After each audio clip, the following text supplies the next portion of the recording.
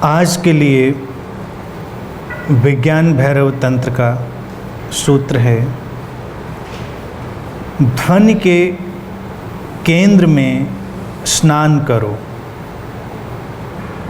जैसे कि किसी जलप्रपात की अखंड ध्वनि में स्नान कर रहे हो, या कानों में उंगली डालकर नादों के नाद, अनाहत नाद को सुनो।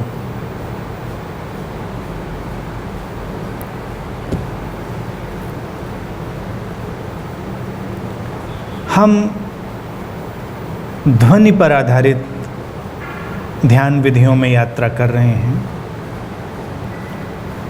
और ये विधि, ये सूत्र जिसकी चर्चा आज हम करने जा रहे हैं, अपने आप में एक पूरी दुनिया है। हम ध्वनियों के जगत के बीच में रहते हैं। हमारे चारों तरफ ध्वनियाँ हैं।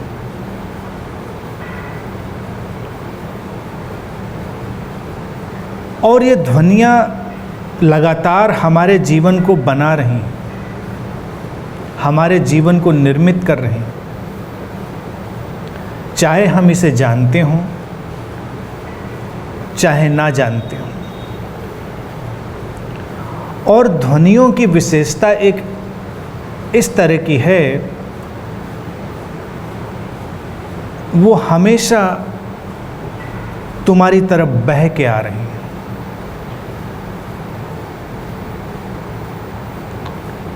ध्वनियों के लिए तुम केंद्र में हो, तुम सेंटर हो। और ये जो नैसर्गिक प्रक्रिया है, इसके आधार पर ही मनुष्य के जीवन में कई झूठी बातें भी खड़ी हो जाती।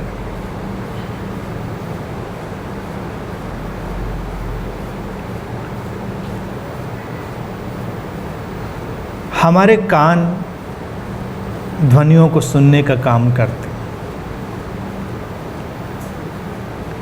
और कानों के बारे में रोचक चीज़ ये है, कान पैसिव है,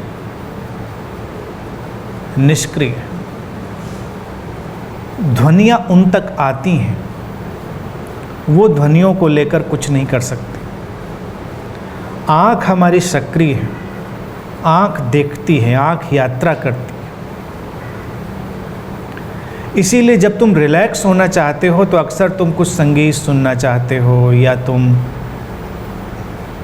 शांति से कुछ प्रीतिकर ध्वनियों को सुनने की कोशिश करते हो, तुम शांत हो जाते हो। इसके विपरीत अगर आँखों का उपयोग तुम लगातार करते रहो, तुम तनावग्रस्त हो जाते हो, तुम थक जाते हो।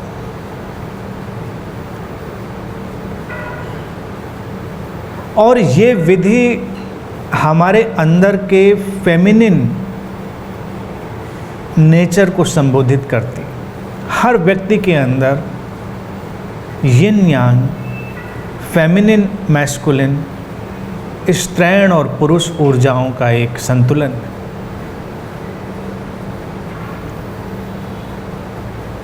जब ये संतुलन गड़बड़ हो जाता है तो मनुष्य का पूरा जीवन ही विकृत हो जाता है। ये विधि हमारे भीतर के स्त्रैण स्वभाव को सक्रिय करने की विधि है। मैं ये नहीं कहूँगा कि ये विधि स्त्रियों के लिए ज़्यादा उपयोगी है, लेकिन हाँ, नैसर्गिक रूप से स्त्रियाँ कान केंद्रित ज़्यादा होती और पुरुष आँख केंद्रित ज़्यादा होते। इसीलिए स्त्रियों की सुनने में रुचि ज़्यादा होती है और पुरुषों की देखने में रुचि ज़्यादा होती है। स्त्रियां नैसर्गिक रूप से अच्छी श्रोता हैं, गुड लिसनर, और फिर जो अच्छा श्रोता होता है वो वक्ता भी हो ही जाता है। दोनों का रिश्ता है। और पुरुष नैसर्गिक रूप से वायुरिष्ठ है, देखने वाला है। देखने की उसकी प्रवृत्ति है, आँख केंद्रित है। ये हमारे व्यक्तित्व के अंदर के विभाजन। और जो व्यक्ति सुनने की कला जान लेता है वो अपने में ठहर जाता है, वो अपने में स्थिर होने लगता है। और अगर कोई सुनने की जो दशा है उसको ठीक ठीक ना जान पाए तो अपने से बाहर बिखरा बिखरा रहता है। सुनना बड़ा ही मूलभूत है, बड़ा ही महत्वपूर्ण है। तुम देखो, अगर तुम सुन ना पाओ कुछ भी, तुम बहरे हो जाओ, तो तुमसे एक पूरी दुनिया कट जाएगी।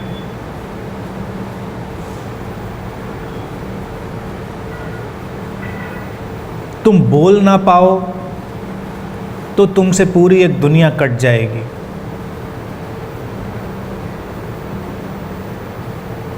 तुम देख ना पाओ तब भी तुम अपने अंदर बहुत बड़ा अभाव अनुभव करोगे।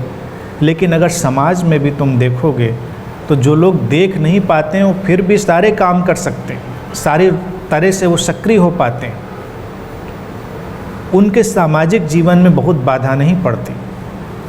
लेकिन जो व्यक्ति सुन नहीं पा रहा है या बोल नहीं पा रहा है, उसके सामाजिक जीवन में बहुत बाधा पड़ जाती है, बहुत मुश्किलें पड़ जाती हैं।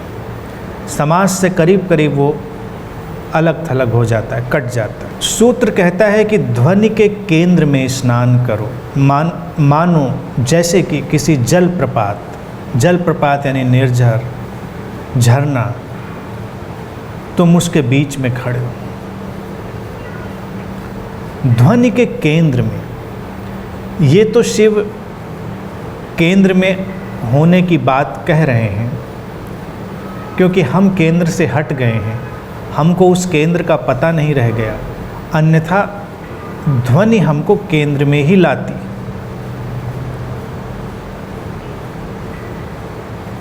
केंद्र में तुम क्यों होगे?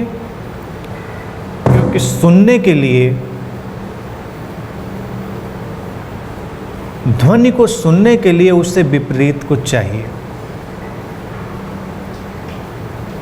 ध्वनि से विपरीत अर्थात मौन, ध्वनि रहित अवस्था, जहाँ पर कोई ध्वनि नहीं। तुम्हारे अंदर एक केंद्र है जो ध्वनि रहित है, उसकी पृष्ठभूमि में ही तुम ध्वनि को सुन पाते हो। अगर वो केंद्र ना हो तो सुनना संभव नहीं है। जैसे सफ़ेद दीवार है तो इसके ऊपर कोई काली लकीर खींचे तो हमें दिखाई देगी। हर चीज़ के अनुभव के लिए उससे विपरीत पृष्ठभूमि का होना आवश्यक होता है। ध्वनि को सुनने के लिए तुम्हारे भीतर मौन का होना आवश्यक होता है। प्रत्येक व्यक्ति के भीतर वो मौन केंद्र है, उसको उभारना, उससे सचेतन रूप से जुड़ना, यही सारा ध्यान है। जब तक हम कॉन्शियसली पूरी अवेयरनेस से अपने उस मौन केंद्र से नहीं जुड़ते, हमारे जीवन में शांति प्रवेश नहीं करती। सूत्र कहता है कि ध्वनि के केंद्र में स्नान करो। ऐसा अनुभव करो जैसे तुम केंद्र में ठहर गए हो। लेकिन ध्वनियों का कुछ ढंग ऐसा है कि वो तुम्हें केंद्र मानकर ही बहती हैं। तुम कहीं भी खड़े हो, तुम कहीं से भी सुन रहे हो, ध्वनि तुम्हारी तरफ ऐसे ही बहती है जैसे तुम एक केंद्र हो। यहाँ पर इतने लोग सुन रहे हैं, जो आवाज़ उन तक टकरा रही है, और प्रत्येक व्यक्ति इस ध्वनि का केंद्र है। सब तक वो ध्वनि अपने आप अपनी तरह से ही जा रही है। कोई व्यक्ति ये नहीं कह सकता कि ये ध्वनि वहाँ जा रही है और मैं इसको सुन रहा हूँ। सबको यही लगता है कि वो मुझ तक आ रही है और मैं उसे सुन रहा हूँ। क्या ऐसा आपको लग सकता है कि ध्वनि जा कहीं और रही है और तुम सुन रहे हो? वो तुम तक ही आ रही है। तुम तक आ रही है इसलिए ही तुम उसे सुन रहे हो। ध्वनि के बर्ताव, ध्वनि के बिहेवियर, ध्वनि के व्यवहार के ढंग से तुम केंद्र में। अब ये केंद्र में होना, इसको तुम्हें समझना पड़ेगा। ये बड़ी ही रोचक चीज है। संसार की सारी ध्वनियाँ तुम्हें केंद्र मानकर तुम तक बह रही, सारी ध्वनि, जिन ध्वनियों को तुम सुन पाते हो, जिनको नहीं सुन पाते, क्योंकि तुम केंद्र हो।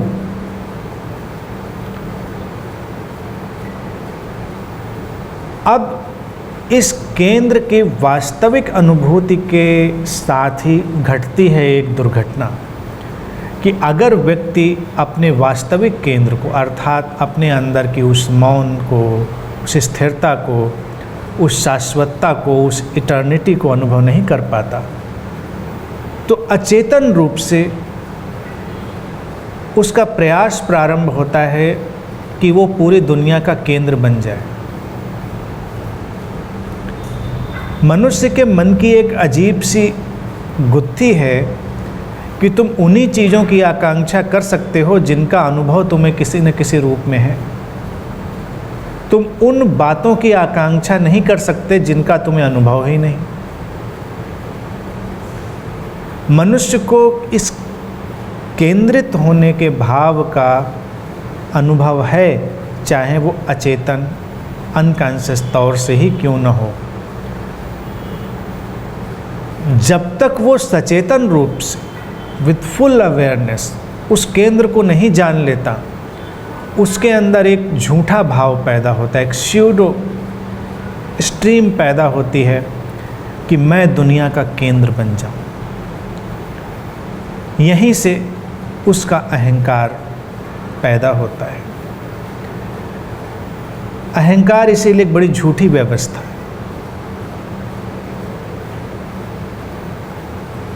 व्यक्ति अपने को केंद्र मानना चाहता है। वो मानना चाहता है कि दुनिया में वो केंद्र है और उसको ही मानकर सब कुछ उसके चारों तरफ बह रहा है, चल रहा है। सारी दुनिया ऐसे ही चले, चाहे वो शक्ति की दौड़ हो, किसी भी रूप में, प्रसिद्धि के रूप में, सत्ता के रूप में, धन के रूप में, किसी भी रूप में। व्यक्ति उस अवस्था में पहुंच जाना चाहता है कि वो केंद्र बन जाए, सारी दुनिया उसके चारों तरफ घूमने लगे।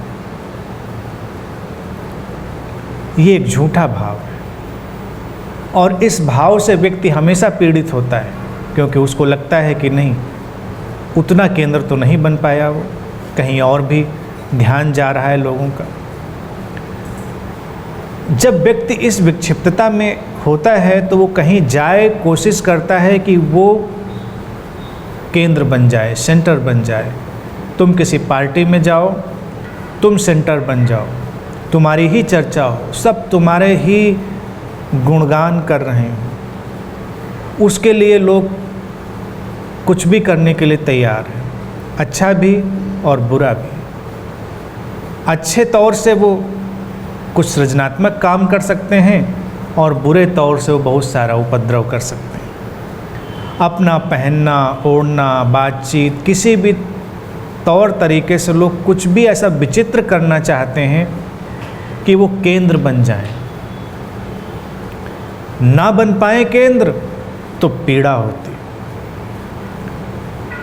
मैं इसकी निंदा नहीं कर रहा हूँ, इसको समझो कि हम क्यों केंद्र बनना चाहते। कहीं से हम केंद्र होंगे ही ना। अगर हम नहीं होंगे तो भाव भी नहीं पैदा हुआ होगा, लेकिन वो बाहर से केंद्र की तलाश, एक झूठी तलाश। एक बच्चा पैदा होता है, बच्चे की उतनी आकांक्षा नहीं होती, क्योंकि अभी तो वो अपने नैसर्गिक स्रोतों से, प्राकृतिक स्रोतों से जुड़ा हुआ है। लेकिन हर माता पिता को, चूँकि हर संतान उनके अहंकार का ही विस्तार होती, एक्सटेंशन ऑफ ईगो ही होती। इसको समझेंगे। तुम्हारी संतानें तुम्हारे प्रेम का विस्तार नहीं होती, तुम्हारी संतानें तुम्हारे अहंकार का विस्तार होती। तुम उनमें अपने अहंकार को रोपते हो, उनकी खेती करते हो, उनका पोषण करते हो। तो हर माता पिता परिवार अपने बच्चे को केंद्र की तरह से, सेंटर की तरह से व्यवहार करना प्रारंभ करता है। इसीलिए जब बच्चा घर में है तो बस वही है और कोई नहीं, सब चारों तरफ उसके ही घूम रही है दुनिया।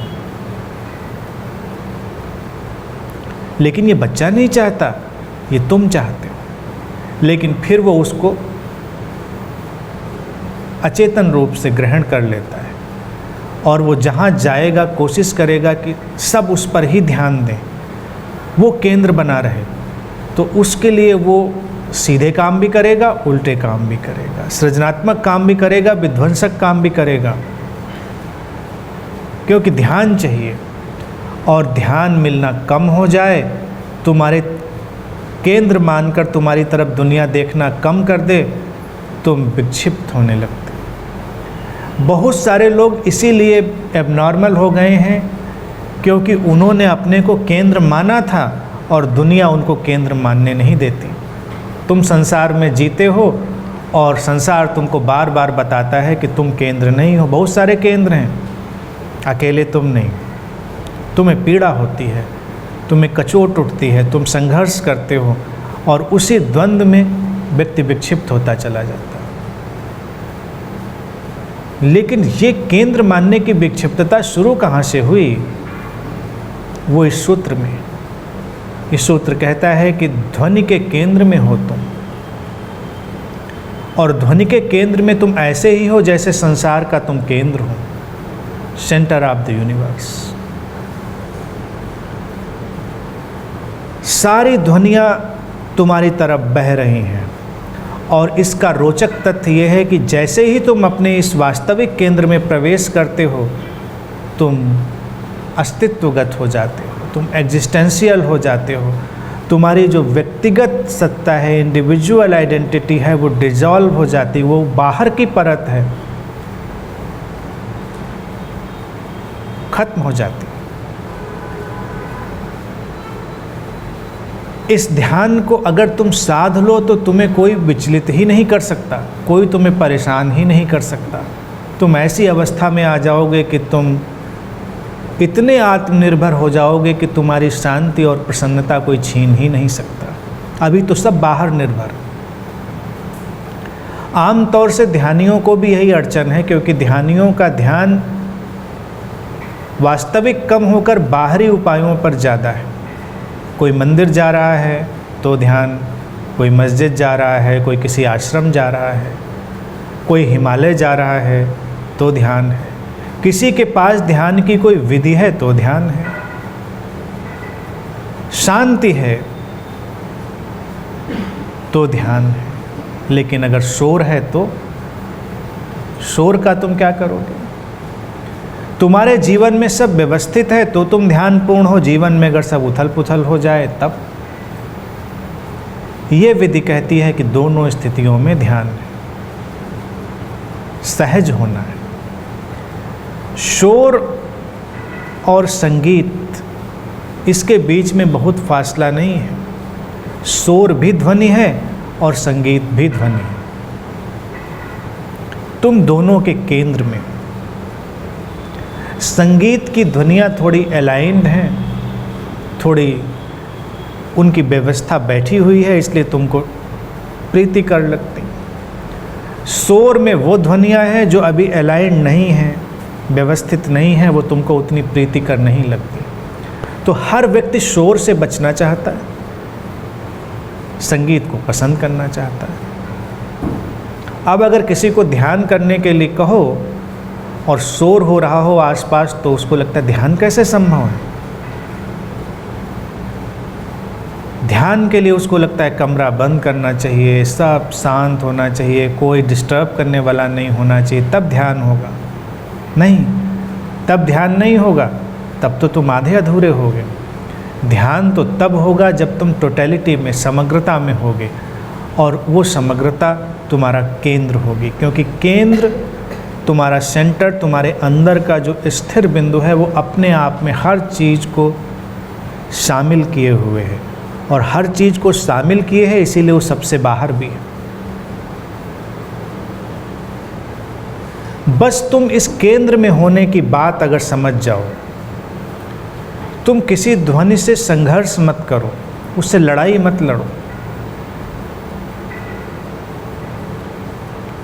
तुम बस सजग रहो और देखो कि ध्वनि बस तुम तक बहती हुई आ रही है, और इसका मैजिक, मिरेकल, इसका जादू, इसका चमत्कार ऐसा है कि तुम जब प्रयोग करोगे तब तुम्हें दिखाई देगा तुम्हारे केंद्र में एक ऐसी शून्यता है, ऐसा ब्लैक होल जैसा, कि सब ध्वनियाँ जैसे ही उस केंद्र से टकराती हैं वो शून्य हो जाती, ठहर जाती, कोई हलचल नहीं, सब शांति, उस क्षण परम शांति है। भारत में इस विधि के प्रयोग के अनेक अनेक उपाय ढूंढे गए। भारत में जितने भी मंदिर निर्मित हुए वो सब ध्यान विधियों के प्रयोग के लिए ही निर्मित हुए। ये तो बाद में लोगों ने मंदिरों में कर्मकांड और पूजा पाठ शुरू किया।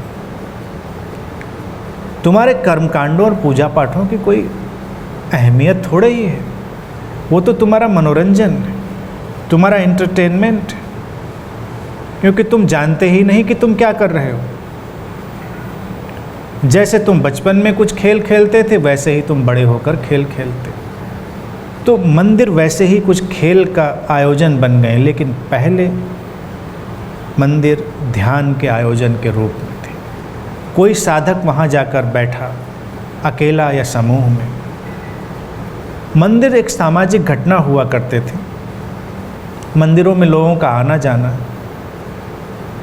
मंदिरों में घंटे भी हैं, मंदिरों में मंत्र भी हैं, मंदिरों में बहुत व्यवस्थाएं थी इस ध्वनि के प्रयोग के लिए। खास तौर से घंटों का प्रयोग इसीलिए था। अचानक एक घंटा बजता है, ध्वनि का एक सर्कल, एक रिप्पल उठती है और साधक बैठा हुआ है, वो उसके केंद्र में अपने को अनुभव करता है। ध्वनि का जो बहाव है वो बहता हुआ उस तक आता है और उसमें डूब जाता है। एक खालीपन, एक शून्यता, फिर ठहराव है। साधक अपनी सजगता में बैठा हुआ है, प्रतीक्षा में है। फिर कोई आता है और मंदिर में घंटा बज जाता है। फिर ध्वनि का एक सर्कल, एक वर्तुल, एक रिप्पल, एक लहर उठती है, उस तक आती है और उसके केंद्र में खो जाती है। अचानक कोई आता है, मंत्र पढ़ना शुरू करता है, एक ध्वनि उठती है मंत्रों की। मंत्रों में अर्थ की ज़रूरत नहीं। जब मंत्रों में अर्थ होते हैं तो वो मंत्र नहीं रह जाते, वो फिलॉसफी बन जाते हैं। वास्तविक मंत्र अर्थहीन, ध्वनियाँ, मौलिक, प्रीमोरिडियल साउंड्स, जैसे ओम। ओम कोई उसका अर्थ थोड़ा ही है। ओम की हम व्याख्या कर सकते हैं, उसके ऊपर हम बहुत सारी बातें समझा सकते हैं, लेकिन अपने आप में ओम का अर्थ नहीं है, वो अर्थहीन है। अब मंदिर में किसी ने ओम का नाद किया, एक ध्वनि उठी, और ध्वनियाँ जब उठती हैं, तुम जब इस ध्यान प्रयोग को करोगे तो तुम देखोगे वो स्पाइरल फॉर्म, गोल गोल घूमती हुई उठती है और तुम तक आती है। जैसे तुम पानी में कंकड़ फेंकते हो और एक रिप्पल उठती हुई देखते हो, वो रिप्पल दूर जाती है। तुमने कंकड़ यहाँ फेंका था और रिप्पल दूर जा रही, किनारों पर टकराएगी और खो जाएगी। ध्वनियों में ठीक उससे विपरीत घटना घटती है। ध्वनि की एक रिप्पल पैदा होती है और वो तुम तक आ रही है, छोटी होती हुई, छोटी होती हुई, और अचानक तुम्हारे केंद्र में आकर खो जाती है। वहाँ आकर वो ठहर जाती है। ध्वनि का यही ढंग है, वो जहाँ से पैदा होती है वहाँ से एक स्पाइरल फॉर्म ले लेती है और सिमटती हुई तुम तक चली आ रही है। और इसका चमत्कार ये है कि जितने लोग सुनने वाले हैं सबके लिए वो उसी वर्तुल में, उसी स्पाइरल में केंद्र की तरह जा रही है। और अगर इतने केंद्र हैं तो इसका अर्थ है कोई केंद्र नहीं। हम केंद्रहीन अस्तित्व में। पीडी स्पेस की अक्सर कहते थे कि हमारे अंदर बहुत सारे centres, we have multiple centres with in ourselves. कई केंद्र, एक केंद्र नहीं है हमारे अंदर। और स्पेस की ये भी कहते थे हर केंद्र का अपना एक ईगो है। तो उस दृष्टि से हमारे अंदर मल्टीपल ईगो हैं, लेकिन उनके पहले मल्टीपल सेंटर्स होना जरूरी है। जब आपके पास बहु केंद्र होंगे तो बहुत सारे ईगो होंगे। जैसे कि बहुत सारी स्टेट्स हैं, हर स्टेट का एक चीफ है, तो सब आपस में टकराएंगे। हमारे अंदर इसीलिए तो एक युद्ध है, लड़ाई है। बहुत सारे केंद्र हैं और बहुत सारे अहंकार, और सब आपस में टकराते रहते हैं, एक भीड़ हमारे अंदर। ये ध्यान तुम्हें भीड़ से मुक्त कर देता है, तुम्हें स्वयं में लाता है, तुम भीड़ से मुक्त हो जाते हो। मंदिरों में इसीलिए क्लैपिंग की व्यवस्था, तरह तरह की ध्वनियों की, बहुत सारी ध्वनियों की व्यवस्था थी। हम अब ध्वनियों का उपयोग तो करते हैं, लेकिन हमको ये पता नहीं क्या करना है। अब घंटा हम किस लिए बजाते हैं, घंटी किस लिए बजाते हैं, मंत्र किस लिए पढ़ते हैं, पता नहीं। बल्कि अभी तो मैं सुन रहा था कोई स्पिरिचुअल एनालिस्ट, माइथोलॉजिस्ट बता रहे थे कि हम शिव के मंदिर में क्लैपिंग इसलिए करते हैं क्योंकि शिव को जगाना है, वो सोए रहते हैं। तो मुझे हैरानी हुई कि उस देवता से क्या काम चलेगा जो खुद ही सोया हुआ है। जिसको हमें खुद ही जगाना पड़ता है, उससे क्या काम बनने वाला है। यहाँ तो तुम जागो और तुम खुश हो कि चलो हम शिव को जगा लें। तुम कब जागोगे तुम्हें इसकी फिक्र नहीं। ध्यान तुम्हें जगाने की व्यवस्था है, देवताओं और दानवों को जगाने के लिए नहीं, किसी को जगाने के लिए नहीं। तो जो भी चीज़ है वो तुम्हारे लिए ही है, उसके केंद्र तुम ही हो। हर चीज़ का केंद्र तुम ही हो। तुम देखो कि ध्वनियों के जगत का उपयोग कैसे कर सकते हो तुम। शिव ने इसमें कोई स्पेसिफिक विशेष ध्वनि की बात नहीं की, उन्होंने बस एक उदाहरण दिया कि ध्वनि के केंद्र में, जैसे कोई जलप्रपात, जैसे कोई निर्झर। तुमने अगर झरने देखे होंगे जो पहाड़ से गिरते हैं, उनकी एक बड़ी ही खूबसूरत सी आवाज़ होती, बड़ी ही इंचेंटिंग, मोहने वाली आवाज़, हिप्नोटिक, सम्मोहित करने वाली होती। अगर तुम झरने की आवाज़ को थोड़ी देर सुनो, तुम सम्मोहित होने लगोगे। अगर तुम्हें कभी मौका मिले झरनों के पास जाने का, तो तुम आँख बंद कर लो और देखो कि तुम झरने के बीच में खड़े, वो तुम्हारे ऊपर बरस रहा है। वो दूर होगा लेकिन उसकी आवाज़ तुम्हें बीच में ले आएगी। लेकिन अब हर व्यक्ति तो झरनों तक जा नहीं सकता, लेकिन ये आवाज़ बड़ी ही सुंदर है। तुम देखोगे कि ये ध्वनियाँ भी उस झरने की तरह ही तुम्हारे ऊपर बरस रही। तुम ध्वनियों के एक संसार के बीच में खड़े हुए हो। तुम किसी मॉल चले जाओ, शॉपिंग मॉल, कुछ शॉपिंग करने मत जाओ, किसी व्यक्ति पर ध्यान मत दो। कोई बेंच, कोई जगह वहाँ तुम चुन लो जो तुमको मिल जाए और बस वहाँ चुपचाप बैठ जाओ थोड़ी देर। आसपास शोरगुल चल रहा है, लोग आ रहे हैं, जा रहे हैं, लोगों की बातचीतें हैं, एक अजीब सा मिला जुला सा शोर है। और तुम बस अनुभव करो कि वो सब ध्वनियाँ बहकर तुम तक आ रही हैं। तुम केंद्र में हो, तुम सेंटर में हो। पहले पहले तुमको बेचैनी होगी, क्योंकि जब तुम कॉन्शियस होगे तो तुमको ध्वनियाँ ज़्यादा सुनाई देंगी। जिन ध्वनियों को तुम अभी नहीं सुन पा रहे थे तुमको वो भी सुनाई देंगी। लेकिन अगर तुम इस प्रयोग को थोड़ी सजगता से कई दिन तक कर पाए तो शायद 1, 2, 3 दिन में, हफ्ते भर में अचानक तुम देखोगे कि सारा मॉल खो गया है, सारा बाज़ार खो गया है, बस केवल तुम रह गए, और वो भी शांत, वो भी स्थिर। क्योंकि तुम्हारे केंद्र की जो शांति है वो उभर कर तुम्हारे सामने आ जाएगी और तुम देखोगे कि बाज़ार के बीच में भी कोई अशांति नहीं है, क्योंकि तुमने अपने भीतर के मौन को देख लिया है, तुमने अपने भीतर की शांति को अनुभव कर लिया है।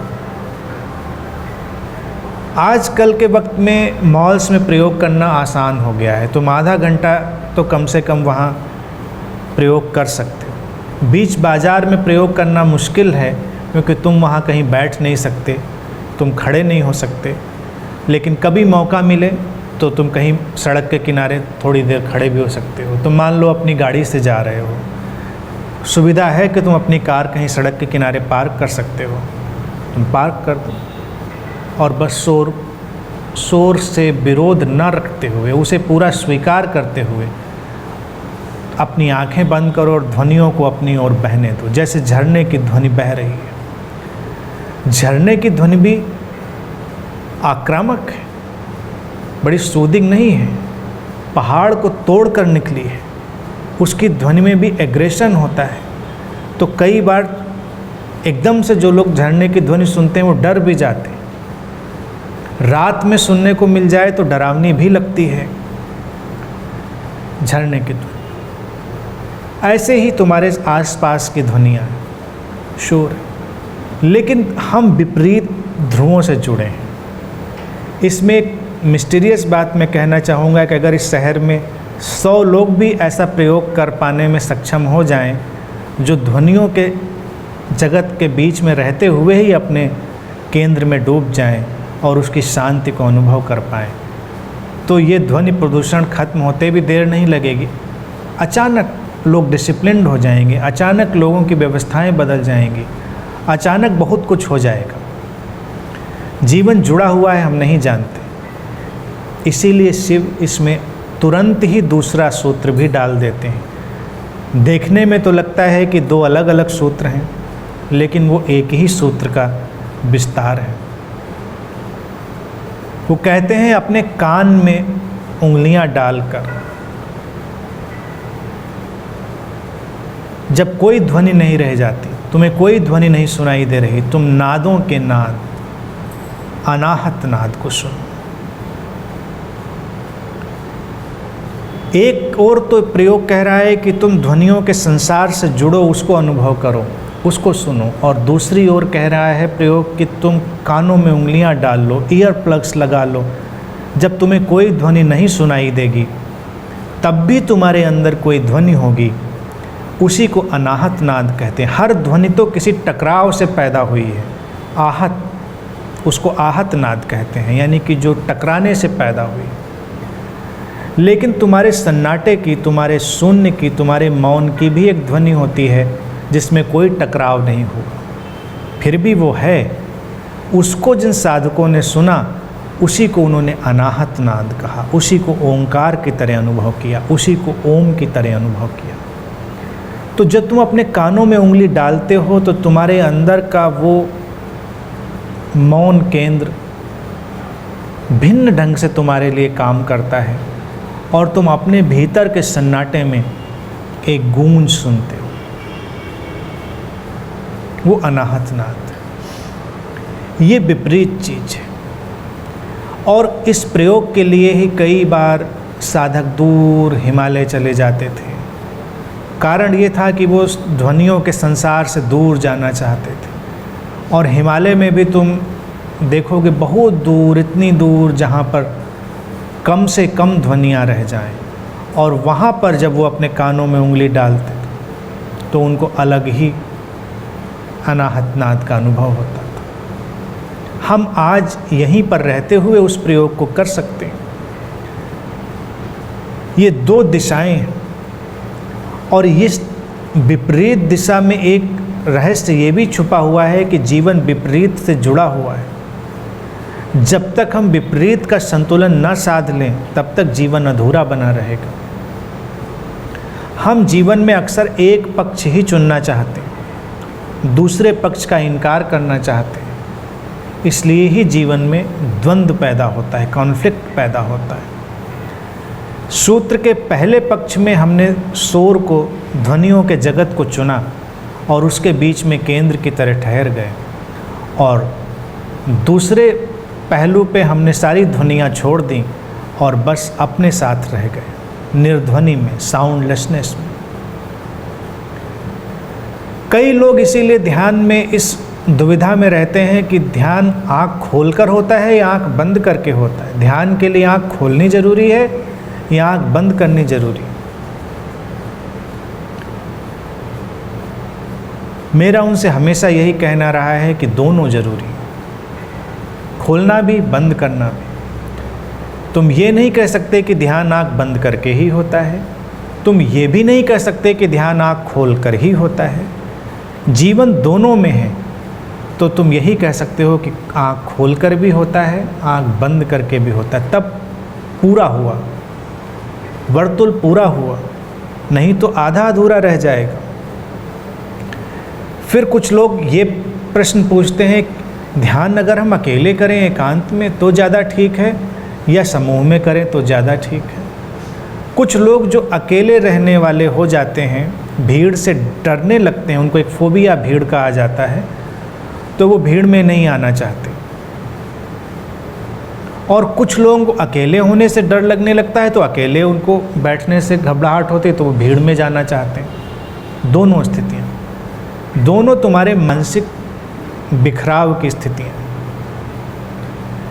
मेरा सुझाव हमेशा रहा है कि साधक दोनों स्थितियों में सहज होकर ध्यान करे, अकेले भी और समूह में भी। जब वो अकेले भी सहज हो जाएगा, समूह में भी सहज हो जाएगा, तभी उसके ध्यान की सिद्धि होगी, तभी वो ध्यान में सचमुच में प्रवेश करेगा। नहीं तो वो वन डायमेंशनल रह जाएगा, एकांगी रह जाएगा, अधूरा रह जाएगा। ज़्यादातर लोग जो ध्यान को नहीं समझ पाए, अध्यात्म को नहीं समझ पाए, उन्होंने ऐसे ही वन डायमेंशनल प्रयोग किए। इस सूत्र में उन सब के लिए एक छुपी हुई देशना है।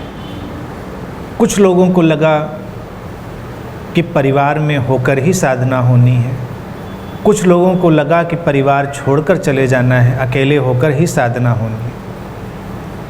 ये दो किस्म के विचार लोगों में रहे और दोनों स्थितियों में व्यक्ति अधूरा रह गया। जो परिवार को पकड़कर बैठ जाएगा वो अपने अकेले होने को नहीं जान पाएगा, और जो अकेले ही निकल जाएगा वो अपने समूह में होने के, संबंधित होने के ढंग ढांचों को नहीं जान पाएगा। आज के वक्त में हमको एक नया प्रयोग ये करना है कि हम ऐसे परिवार बनाएं जो अकेलेपन को भी अवसर देते हों, जो अकेले होने को भी अवसर देते हैं। हम परिवारों को एक ऐसी जेल बना देते हैं जिसमें किसी के लिए भी अकेले होने का अवसर नहीं। हम साथ भी हों और अलग भी हों। महीने में 20 दिन आप साथ रहें तो करीब करीब 10 दिन अलग होने का आनंद भी लें।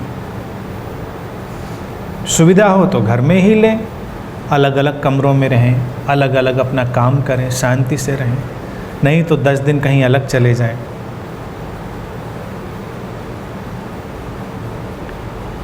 परिवारों में कुंठा क्यों है और तनाव क्यों है? क्योंकि लोग इतना ज़्यादा साथ में रहते हैं। ज़्यादा साथ में रहना भी तुम्हारे लिए तनाव का विषय बन जाता है। खलील जिब्रान ने इसीलिए बहुत पहले बहुत सुंदर बात लिखी थी, let there be spaces between your togetherness.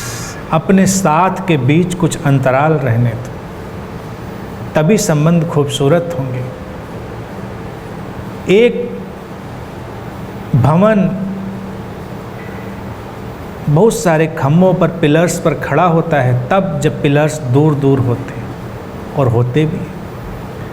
किसी तार वाले वाद्ययंत्र से भी संगीत निकलता है तब जब तार साथ भी होते हैं और दूर दूर भी होते हैं।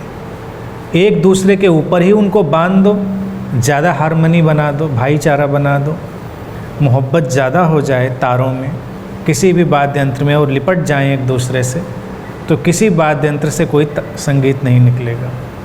मोहब्बत है लेकिन दूरी है थोड़ी। एकांत और साथ, ध्वनि और निर्ध्वनि, इन सबके बीच में संतुलन, तब तुम पूर्ण होते हो। ये दोनों स्थितियों का प्रयोग है। भारत में लोग कर्मकांडों में इतने उलझ गए कि उनको मिस्टिक एक्सपेरिमेंट्स का पता ही नहीं रह गया। अब आजकल देखो, उपवास को लोग जानते हैं, उपवास करते हैं, लेकिन जो मिस्टिक स्कूल्स थे जहाँ पर प्रयोग किया जाता था, तो वो दोनों सिरों पर किया जाता था। जैसे कि तुम 10 दिन उपवास करो तो तुम एक गैप पैदा कर रहे हो अपने शरीर में, तुम एक ध्रुव पर जा रहे हो, और फिर उसके बाद 10 दिन खूब खाना होता था, आवश्यकता से ज़्यादा। तब अचानक तुम्हारे अंदर एक डिवीज़न पैदा हो जाता था जो तुमको केंद्र में ले आता था। ऐसे तुम अगर केवल खाते ही चले जाओ, तुम्हें कभी केंद्र का अनुभव नहीं होगा। तुम केवल उपवास करते चले जाओ, तुम्हें केंद्र का अनुभव नहीं होगा। उपवास के बाद मामूली खाने से काम नहीं चलेगा, तुमको उससे केंद्र का पता नहीं चलेगा। इतना खाने से केंद्र का पता चलेगा कि तुम बीमार पड़ जाओ। जब खाना तुम अंदर और ले न जा पाओ, वो स्थिति हो उपवास के बाद, तो अचानक एक केंद्र पैदा होगा। सूफी इसी को अलग डायमेंशन से प्रयोग करते रहे। वो रात्रि जागरण करते हैं, कई कई दिन रात वो सोएंगे नहीं। अगर तुम कई दिन रात ना सो तो अचानक तुम्हारे अंदर एक ध्रुव पैदा होगा, सामान्य जीवन से हट के एक धारा तुम्हारे अंदर पैदा होगी। और फिर उसके बाद सूफी उसका दूसरा डायमेंशन लेते हैं कि फिर वो अगले कई दिन रात इक्वली, अगर मान लो वो 10 दिन रात जगते रहे हैं तो फिर वो 10 दिन रात सोते रहेंगे। दोनों के पूरे होने के बाद अचानक एक केंद्र पैदा हो जाता है। ऑटोमेटिकली तुम्हारे अंदर की दोनों चीज़ें आ गई। ये सूत्र भी यही कह रहा है कि कभी मॉल में जाओ, मार्केट प्लेस में जाओ, और कभी अकेले बैठो, बिल्कुल अपने कानों में उंगलियां डाल लो, कॉटन भर लो, ईयर प्लग लगा लो। कभी ध्वनि के संसार के बीच में प्रयोग करो, केंद्र बन जाओ, और कभी कोई ध्वनि नहीं है, सन्नाटा है, और तब तुम केंद्र बन जाओ। दोनों स्थितियों में उस केंद्र को अनुभव करो। अचानक एक रूपांतरण, अचानक तुम्हारे अंदर एक बदलाव आएगा। तुम उस बदलाव को जब अनुभव करोगे तो वो इरिवर्सिबल है। वो ऐसा बदलाव नहीं है कि वो लौट जाए इस प्रयोग के बाद।